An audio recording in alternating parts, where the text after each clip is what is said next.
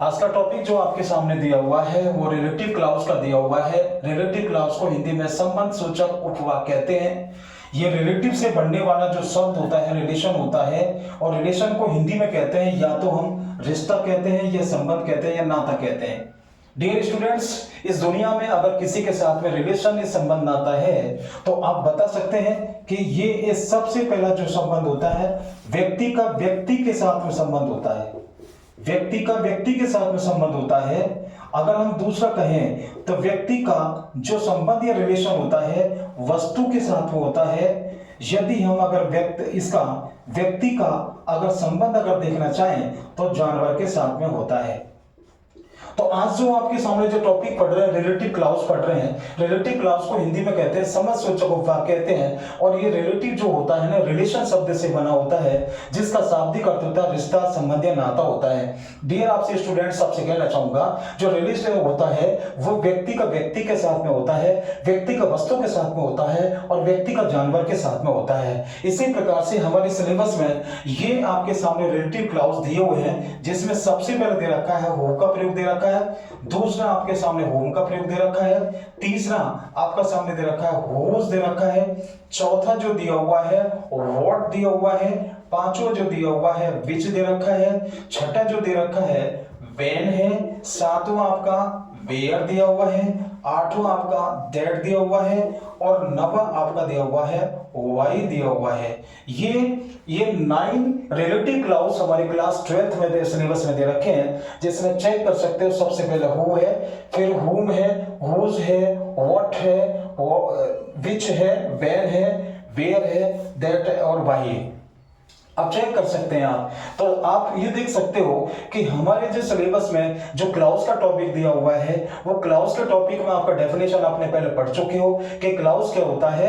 कि clause a part of a longer sentence in which there will be one subject and one verb. कि clause क्या होता है, एक बड़े से बड़े सेंटेंस का एक छोटा एक पार्ट होता है जिसमें वन सब्जेक्ट और वन वर्ब होता है। तो वन सब्जेक्ट वन वर्ब होगा वही क्लॉज होता है। और क्लॉज में सबसे पहले जो हमारे सिलेबस में दिया हुआ है रिलेटिव क्लॉज, उसके बारे में स्टडी करने की कोशिश कर रहे हैं। तो ये जो रिलेटिव जो दे रखा है इस रिलेशन शब्द से बना हुआ है।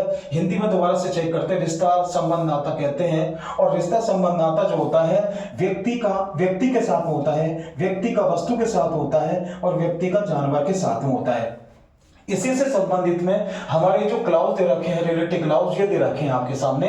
पहला हु है, दूसरा आपका होम दे रखा है, तीसरा होज दे रखा है, चौथा व्हाट दे रखा है, पांचवा विच दे रखा है, छठा व्हेन दे रखा है, सातवां वेयर दे रखा है, आठवां दैट दे रखा है और नवा वाई दे रखा है। मेरे हिसाब से आपके समझ आ गया होगा कि हमारे कोर्स में जो 9 जो आपके रिलेटिव क्लॉज जो दे रखे हैं वो आपके सामने है। तो इनको हमारे सिलेबस में 1 to 1 हमको पढ़ना है, अर्थात एक एक करके हमको पढ़ना है। तो सबसे पहले हम आप पढ़ेंगे, स्टार्ट करेंगे, लेकिन सबसे पहले यहां तक का अपनी कॉपी में इसको आप नोट डाउन करें। Take your time.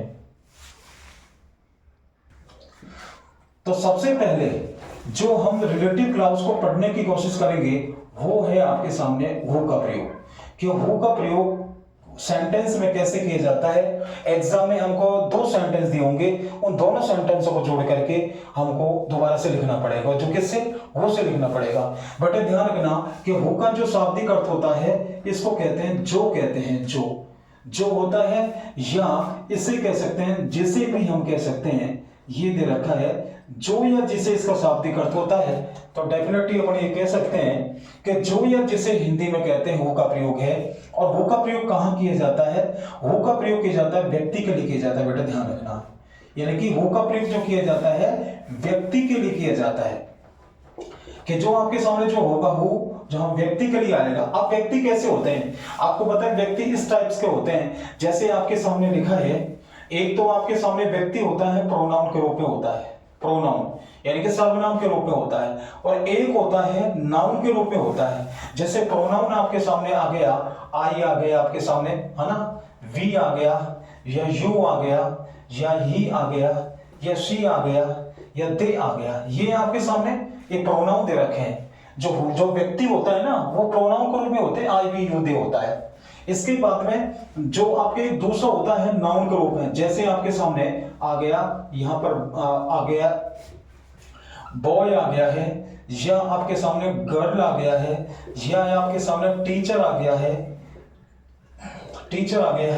या ये कह सकते हैं डॉक्टर आ गया है, ये डॉक्टर आ गया, और ईटीसी अपन कह सकते हैं। तो व्यक्ति दो प्रकार के होते हैं, एक प्रोनाउन के रूप में होते हैं, एक नाउन के रूप में होते हैं। प्रोनाउन तो आप जानते हो कि ये जो आपके सामने प्रोनाउन दे रखे हैं, आई वी यू दे रखा है, और ये नाउन जो दे रखा है बॉय है, गर्ल है, टीचर है, डॉक्टर है, ईटीसी आपको एटसेट्रा आपके सामने दे रखा है।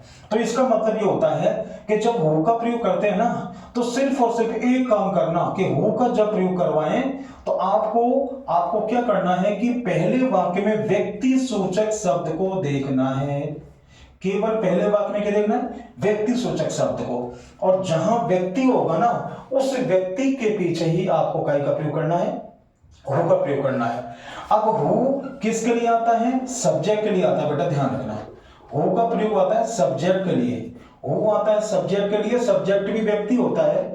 तो हम सब्जेक्ट में क्या करेंगे, जो दूसरा सेंटेंस होगा ना उसमें सब्जेक्ट होगा, उस जैसे सब्जेक्ट कैसे, इस प्रकार के सब्जेक्ट आपके सामने दे रखा है, आई वी यू दे ही सी दे रखा है, तो इनको क्या करेंगे हम हटा देंगे, ध्यान रखना। दूसरे सेंटेंस में जो आपको व्यक्ति सूचक शब्द है उसको हटा देंगे, सब्जेक्ट को हटा देंगे हम, तथा पहले सेंटेंस में जब व्यक्ति सूचक शब्द दे रखा उसके पीछे आपको हु का प्रयोग करना। जैसे फर्स्ट सेंटेंस दे रखा है, Ram is the boy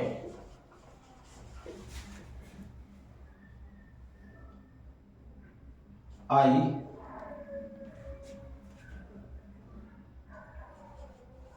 met on the road।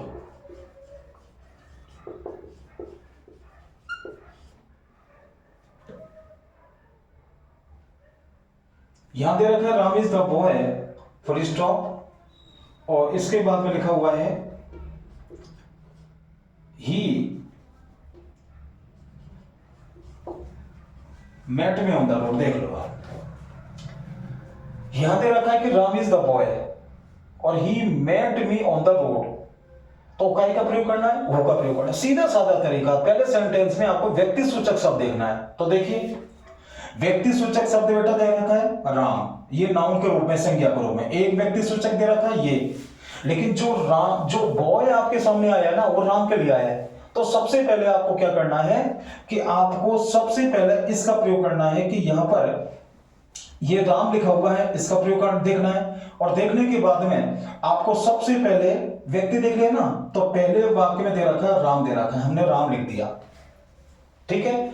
अब राम के तुरंत ही बाद इकाई का प्रयोग करना है, हु का प्रयोग करना है, तो यहां पर हमने हु का प्रयोग करते देख लीजिए आप, ठीक है, ये कर दिया। अब हमको क्या करना है कि दूसरे वाक्य में से ये सब्जेक्ट को हटाना बेटा, ये सब्जेक्ट देख लो आप, ये सब्जेक्ट है, इसको क्या करना है? हटाना है। सब्जेक्ट जैसे हटाएंगे तो शेष वाक्य को लिख देंगे हम। तो यहां लिखा है क्या? Met me on the road, यहां लिख दिए। इसके बाद में जो बचा हुआ है ना पहले सेंटेंस का पार्ट, उसको लिख देंगे हम। चाहे तो यहां पर कॉमा लगा के लिख सकते हैं अपन, इज द बॉय। इस प्रकार से ये हु का प्रयोग किया जाएगा। मतलब कहने का मतलब यह है कि जब भी हु का प्रयोग करना है ना, तो पहले सेंटेंस में आपको व्यक्ति सूचक देखना है और उस व्यक्ति सूचक शब्द के पीछे हु का प्रयोग करना।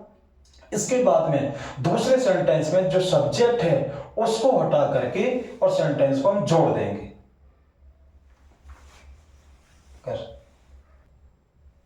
तो आपने अभी देखा कि हु का प्रयोग कैसे करते हैं। मैं दोबारा से कहना चाहूंगा कि फर्स्ट सेंटेंस में पहले वाक्य में आपके व्यक्ति सूचक शब्द को देखना है, उसके तुरंत ही बाद हु का प्रयोग करना है। इसके बाद दूसरे सेंटेंस में सब्जेक्ट का आपको हटाना है। जैसे मैंने आपको ये 1 2 3 4 सेंटेंस और मैंने आपको दिए हैं इसको समझाने के लिए। तो देखो ये आपको फर्स्ट सेंटेंस में व्यक्ति सूचक शब्द को देखना है, तो व्यक्ति सूचक शब्द बेटा आपके सामने ये दिया हुआ है। तो ये जो द स्टूडेंट दे रखा है ना, ये इसमें आंसर हम लिखेंगे। देखो कैसे बनाएंगे हम। सबसे पहले लिखेंगे द स्टूडेंट्स, यहां लिखा हुआ द स्टूडेंट्स, इसके पीछे हु का प्रयोग करना है। ये हु है आपके सामने, हु का। फिर क्या करना है कि दूसरे सेंटेंस में जो सब्जेक्ट होता है, ये ही या सी कोई सा भी हो सकता है, स्टूडेंट है ना, इसको आपको हटाना है। इस दूसरे सेंटेंस को लिखना है आपके सामने। तो यहां हमने लिखा है क्या, सॉरी वर्क्स हार्ड,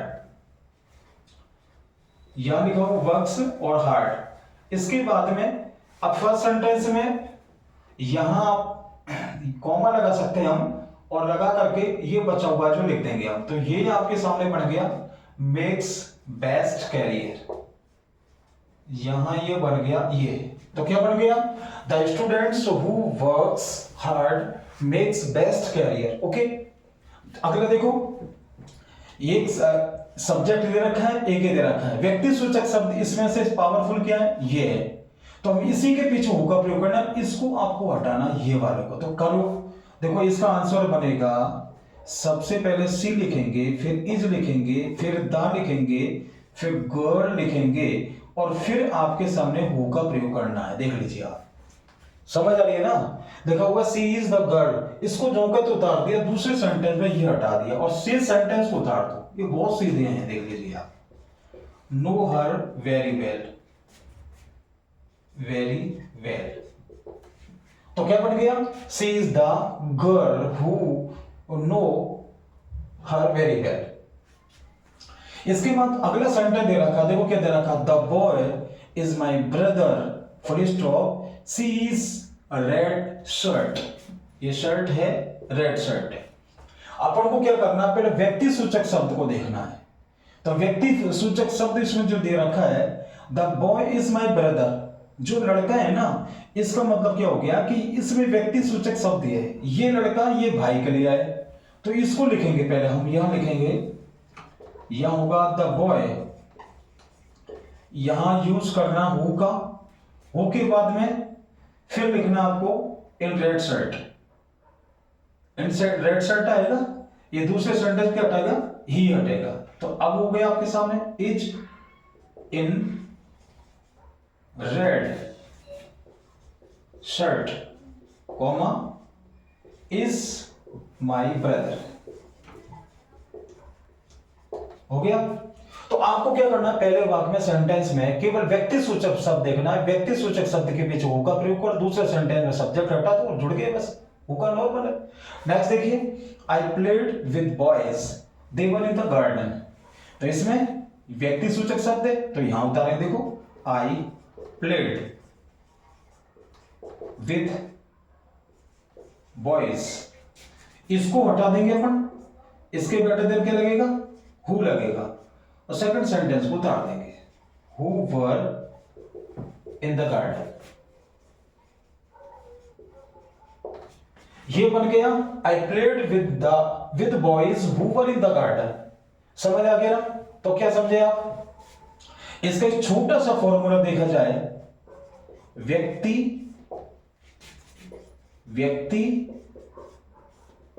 बराबर हु।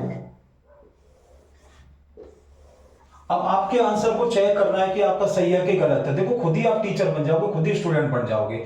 जहां पर हु का प्रयोग किया है ना, उस हु से पहले आपको व्यक्ति सूचक शब्द होना चाहिए, और इसके बाद में, सॉरी यहां से यहां कर दें, इसके बाद में आपके सामने होना चाहिए ये वाला होना चाहिए, ये फॉर्मूला है, सॉरी वो हो गया व्यक्ति। और अगर हम याद करने के तरीके से कहें तो ये कह सकते हैं कि व्यक्ति माइनस क्रिया, माइनस तो सिर्फ बेटा ये याद करने का तरीका है, तो व्यक्ति माइनस क्रिया बराबर हो। अगर किसी सेंटेंस में हु का प्रयोग करना है तो जो ब्लैंक स्पेस है, या ये कह सकते हैं कि जहां पे हु का प्रयोग किया गया है उस हु से पहले व्यक्ति सूचक शब्द होना चाहिए, और हु के बाद में क्रिया सूचक शब्द होना चाहिए, तो हु का प्रयोग होगा। जैसे फर्स्ट सेंटेंस में देखा आपने, ये आपके सामने हु आ रहा है, ये व्यक्ति सूचक शब्द है, ये क्रिया है।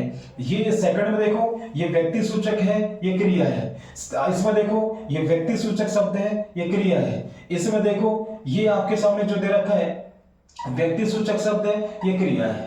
आपके समझ आ गया होगा। ठीक है, हम नेक्स्ट वीडियो में मिलते हैं। ओके।